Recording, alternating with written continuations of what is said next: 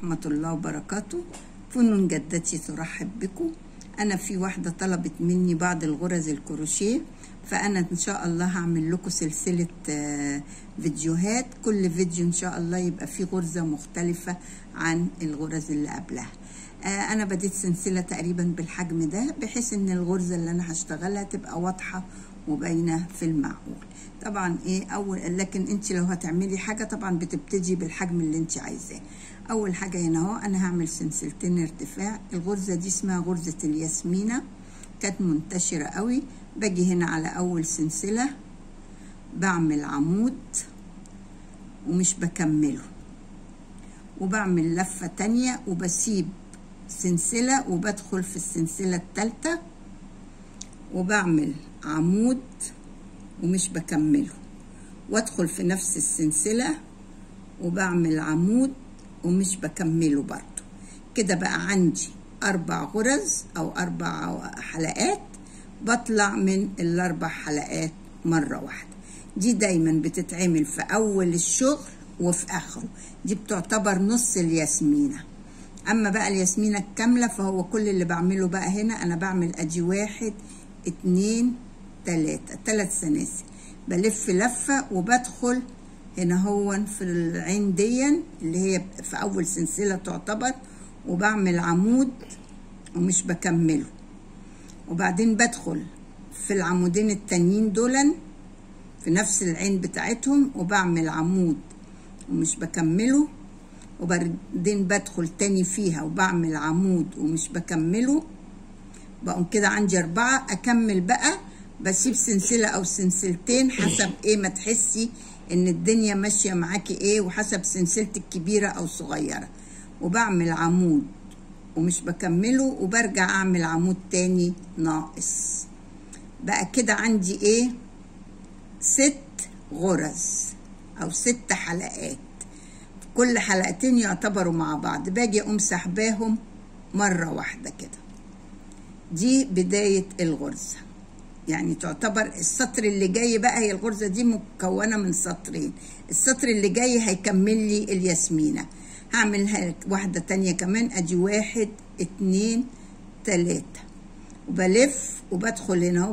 بتلاقي ان السلسلة هنا شكل السلسلة وليها فتلة هنا، بدخل انا في العين دي وبعمل العمود الناقص، وادخل في اخر عمودين بعمل عمودين برضو، ادي 1 ناقص ما بكملوش، والتاني برضو ناقص وما بكملوش، واجي بسيب السلسلتين واعمل عمودين تانيين ناقصين وما بكملهمش،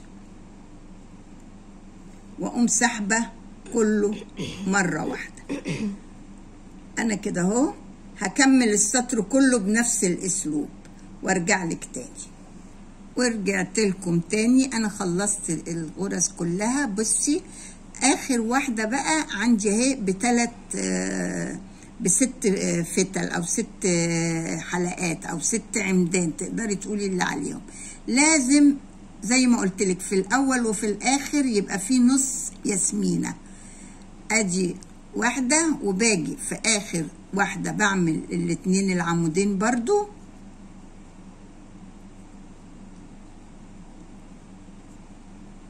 وبقوم سحباهم مرة واحدة. ليه بقى؟ لاني لو ما كملتش كده هتبصي تلاقي الغرزة بتدخل معاكي لجوه هنا. بعد كده باجي اعمل هنا 3 سلاسل وبلف الغرزة وبدخل برضو في اخر سلسلة دي وبعمل اللي هو النص عمود ده او العمود اللي مش كامل، وباجي هنا بعمل عمودين مش كاملين برضو، وبقوم سحبة مرة واحدة، وبعدين بعمل ادي 1 2 3 زي ما انت شايفة. عملت اول واحد في الاول برضو 4 عمدان مش كاملين. طبعا السلسلة بنعتبرها عمود، ادي عمود مش كامل، السلسلة اعتبرتها عمود وده عمود مش كامل، وبدخل هنا بعمل عمود برضو مش كامل، وهنا في الثانيه في العين بقى. بصي بقت العمليه بالنسبه لك سهله. بتلاقي العين مفتوحه كده قدامك، بتعملي عمود مش كامل والتاني مش كامل، وبتقومي سحباهم مرة واحدة. بصي بقى، لو تبصي هتلاقيها ايه، الياسمينة ابتدت تبان. نعمل لك واحدة كمان، ادي 1 2 3. بتاخدي برضو هنا، هي الغرزة خلاص هي سهلة ما فيهاش حاجة غير انك تخلي بالك ايه اللي بتعمليه. وبتعملي هنا هو عمود مش كامل، العمود التاني، وبتخشي في العين الواسعة دي برضو بتعملي عمود مش كامل، بتعملي عمود تاني مش كامل، وتقومي سحباهم مرة واحدة. بصي بقى، لو تبصي تلاقي، شوفي الخرم اللي في النص ده وطالع منه دولا زي شعاعات، فبتبقى فعلا شكلها شكل الياسمينة ب4 فروع أو 5، هي بتعتبر ب6 فروع. هكمل السطر كله زي ما هو كده وارجع لك تاني. خلصت السطر، وبرده في الآخر زي ما قلتلك كده بنعمل نص وردة، تقدري تقولي ان هي تلتين وردة، على اساس ان الواحدة فيها 6 عواميد ودول بيبقوا 4 بس. اهو النص.